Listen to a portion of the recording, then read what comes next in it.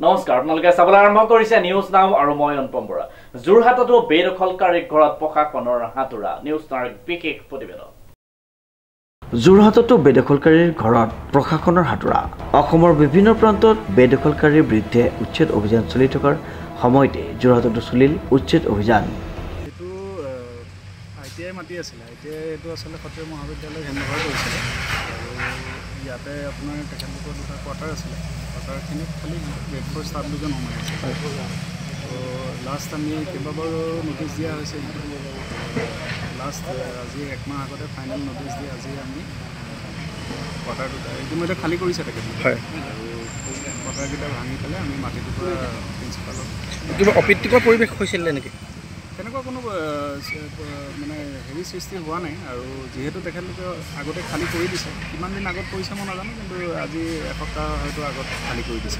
পৰৱৰ্তী আৰু কিবা যোৰহাট প্ৰশাসনৰ নটিছত আছে নেকি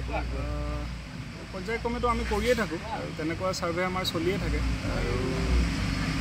চৰকাৰী মাটিত তেনেকৈ বহি থাকিলে আমি সময় কৰি আহিছোঁ যোৰহাটত বহু অনা অসমীয়া ব্যৱসায়ীয়ে কিন্তু চৰকাৰী মাটি বা পৌৰসভাৰ মাটি বেদখল কৰি আছে